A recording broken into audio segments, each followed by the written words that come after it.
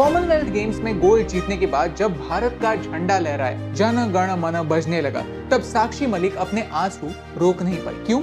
आखिर ये एक मेडल ही तो है। भारत ने इन टोटल 61 मेडल्स जीते और 22 बार हमारा नेशनल एंथम बजा, यानी 22 गोल्ड मेडल्स भी जीते। आज हम 10 ऐसे गोल्डन मोमेंट्स आपके साथ शेयर करने वाले हैं जो इस बात का प्रूफ है कि भारत में स्पोर्ट्स का गोल्डन पीरियड शुरू होने वाला है। एक्चुअली शुरू हो गया है। आपका टाइम काफी वैल्यूएबल है, इसीलिए ये हैं सारे चैप्टर्स, बट वीडियो काफी इंटरेस्टिंग है। सो आई वुड हाईली रेकमेंड इस वीडियो को एंड तक देखिए और अपने दोस्तों के साथ शेयर जरूर कीजिए और हमें कमेंट्स में बताइए कि ऐसे कौन से मोमेंट्स हैं जो हमने मिस कर दिए। वेट, लेकिन हम सेलिब्रेट क्यों कर रहे हैं? भारत का कॉमनवेल्थ में बेस्ट परफॉर्मेंस 2010 में था, जब हमने 101 मेडल जीते और हम सेकंड पोजीशन पे आए। इस साल हमने सिर्फ 61 मेडल्स जीते हैं और हम फोर्थ पोजीशन पे आए हैं। इसमें प्राउड होने जैसा क्या ही है? वी हैव टू रिमेंबर कि भारत शूटिंग में सबसे स्ट्रॉन्ग है। कॉमनवेल्थ गेम्स की हिस्ट्री में भारत ने शूटिंग में सबसे ज्यादा मेडल्स जीते हैं और इस साल शूटिंग एज अ स्पोर्ट था ही नहीं, तो भारत को एक काफी बड़ा डिसएडवांटेज था। स्विमिंग ऑस्ट्रेलिया की स्ट्रेंथ है। सोचिए अगर स्विमिंग गेम ही ना हो तो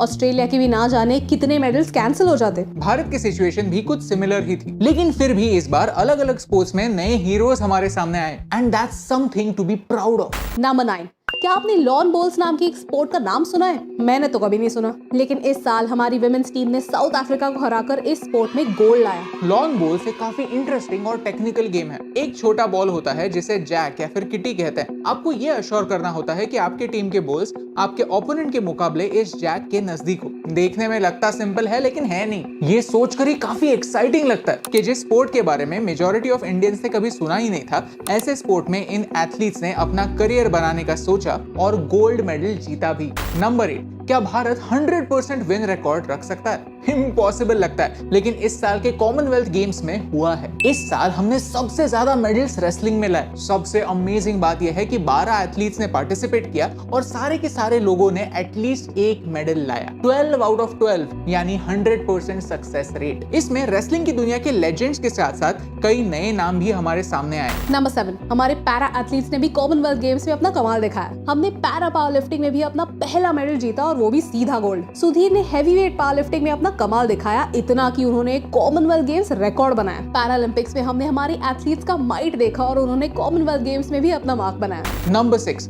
ट्रिपल जंप में भारत ने डबल मेडल जीते, एक गोल्ड और एक सिल्वर। एल्डोस पॉल ने भारत के लिए गोल्ड जीतकर हिस्ट्री बनाई, वेराज अब्दुल्ला सिल्वर जीता। सिर्फ हमारे इंडियन जंपर्स ने ही 17 मीटर्स का मार्क क्रॉस किया। एथलेटिक्स का कोई भी इवेंट यूजुअली इंडियंस डोमिनेट नहीं करते, क्योंकि हमारे पास अफ्रीकन लोगों की तरह जेनेटिक एडवांटेज नहीं है और डेवलप देशों की तरह वर्ल्ड क्लास ट्रेनिंग फैसिलिटीज नहीं है। लेकिन इस एडवर्स सिचुएशन में भी जब हमारे एथलीट्स मेडल लाते हैं तो उनके लिए रिस्पेक्ट डबल हो जाता है। नंबर 5, क्या एक टेलर वेट लिफ्टिंग में मेडल ला सकता है? यह है कहानी अचिंता की, जो बंगाल के देउलपुर से आते हैं। उनका घर कुछ ऐसा दिखता है। उनके पिता वैन चलाते थे जो 2013 में ही गुजर गए। फिर उनकी माँ ने एम्ब्रॉयडरी करना स्टार्ट किया। पिता के अंतिम संस्कार के लिए भी उनके पास पैसे नहीं थे। अचिंता के बड़े भाई आलोक खुद वेट लिफ्टिंग करते थे, लेकिन घर की सिचुएशन देखकर वो समझ गए कि एक घर में दो एथलीट्स नहीं हो सकते, तो उन्होंने खुद की ड्रीम को पीछे छोड़ अपने छोटे भाई को कंटिन्यू करने के लिए कहा। हर दिन 12 घंटे वो तीनों एम्ब्रॉयडरी का काम करते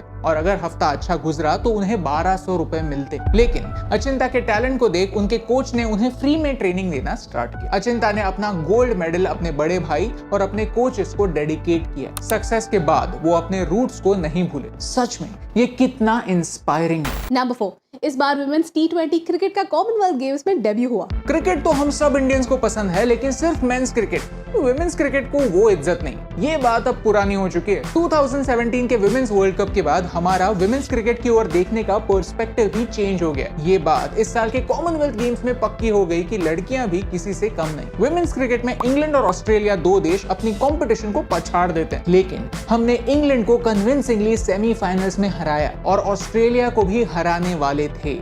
We came so close to gold. लेकिन इंटरेस्टिंग बात यह है कि सेम डे पर इंडियन मेंस क्रिकेट टीम का भी T20 चल रहा था और सेम टाइम पे चल रहा था, लेकिन फिर भी ट्विटर पर इंडिया वर्सेस ऑस्ट्रेलिया ट्रेंड हो रहा था। That's the encouragement our athletes need. Vinesh Phogat ने इस बार गोल्ड जीतकर कॉमनवेल्थ गोल्ड्स की हैट्रिक कंप्लीट की।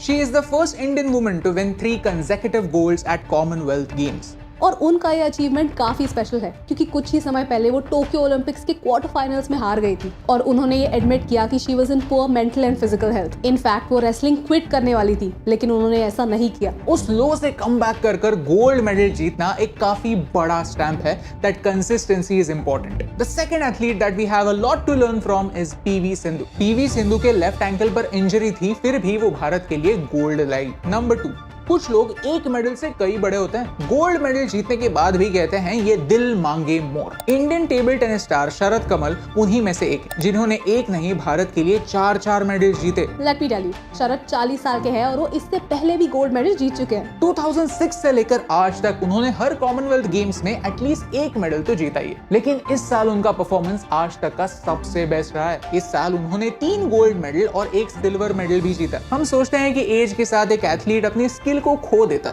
रिएक्शन स्लो हो जाते हैं और यंग प्लेयर्स ओल्डर प्लेयर्स से ज्यादा मेडल्स ला सकते हैं, लेकिन शरद कमल ने हमें गलत प्रूव किया है। एंड नंबर 1, स्टीपल चेस एक ऐसा स्पोर्ट है जहां हर साल कीनिया जीतता है। 1998 से लेकर 2018 तक ब्रॉन्ज से लेकर गोल्ड तक सारे मेडल्स कीनिया ने ही जीते हैं। लेकिन इस साल एक मिरेकल हुआ। अविनाश साबळे ने स्टीपल चेस में सिल्वर मेडल जीता। उन्होंने एक नया नेशनल रिकॉर्ड बनाया। इस मेडल का इंपॉर्टेंस आप इस ट्वीट में देख सकते हैं। हर साल इस स्पोर्ट पर कीनिया अपना नाम लिखता है, लेकिन अब भारत ने भी एक सरप्राइज एंट्री मारी है और प्रूव कर दिया है दैट इंडिया हैज अराइव्ड। हम जिस स्पोर्ट में एक्सपर्ट है उस स्पोर्ट में जीतना तो आम बात, लेकिन जिस स्पोर्ट में हम कभी नहीं जीते उस स्पोर्ट में भी गोल्ड जीतने के इतने करीब आना एक मिरेकल।